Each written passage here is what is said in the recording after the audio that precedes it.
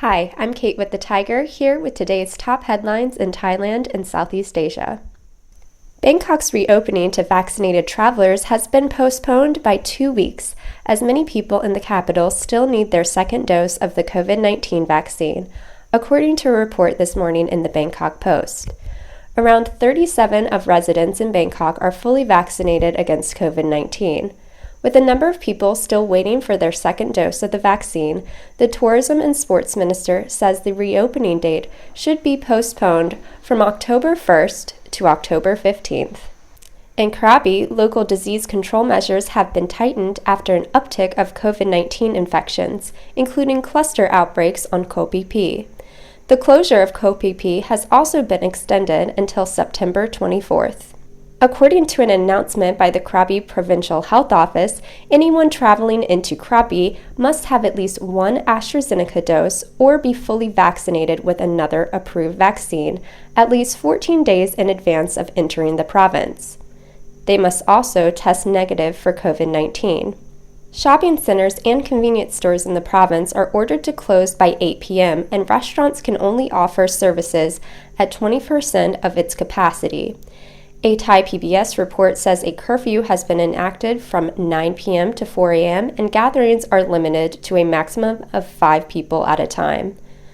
The Phi Phi Islands will also remain closed for another week as part of the Provincial Health Office's decision.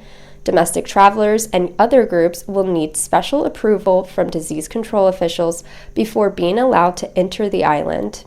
International tourists that are part of the Phuket Sandbox 7+7 program will still be allowed to enter with their paperwork from their 7 days in Phuket, as well as proof of vaccination and a negative COVID-19 PCR test.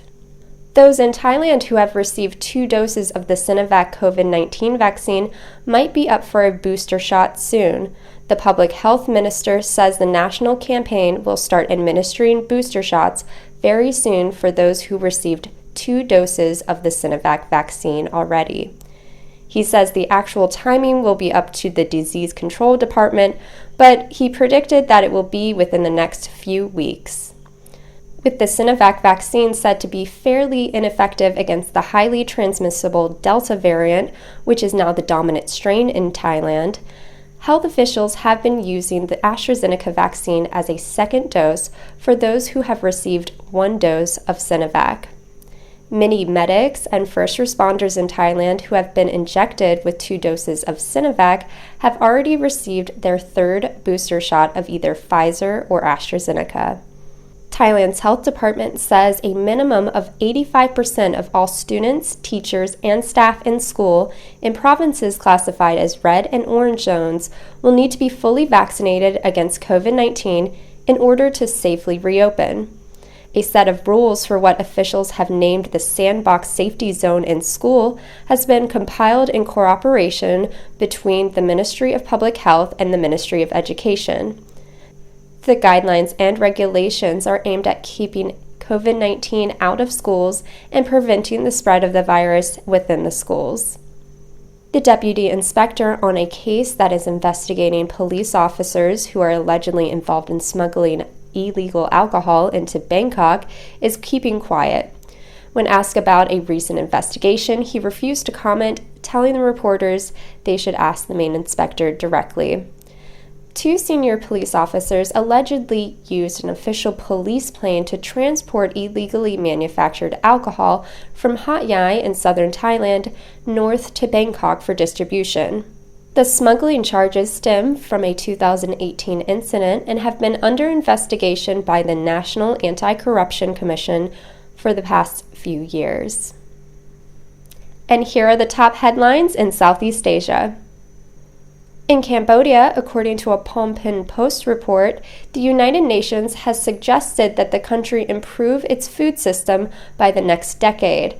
The report says 22% of the country's population lacks access to food for a healthy diet, and malnutrition rates are high among children under 5 years old. The UN in Cambodia has outlined a vision and recommended policies for sustainable food systems in the Southeast Asian country, with the goal that by 2030, all Cambodians will have access to a healthy food diet of safe food. In Malaysia, the country's prime tourist destination, Langkawi, is reopening today to fully vaccinated domestic travelers. Langkawi is a cluster of 99 islands in the Straits of Malacca. It's reopening today as part of a domestic tourism bubble, and strict measures are in place to prevent the spread of the coronavirus. In news regarding the Philippines, yesterday the International Criminal Court approved a formal investigation into the possible crimes against humanity allegedly committed under the Philippine president's so-called war on drugs, according to Channel News Asia. The court released a statement saying the judges had approved a request by prosecutors to begin the investigation into potential murder as a crime against humanity. In Singapore, the country reported its highest one-day COVID case total in more than a year, according to The Guardian. On Tuesday, a high of 837 cases were reported. With cases on the rise, the country has paused reopening plans and imposed some restrictions. And those are the top headlines in Thailand and Southeast Asia. For more news on Thailand, go to thetiger.com or check out our evening show, Thailand News Today.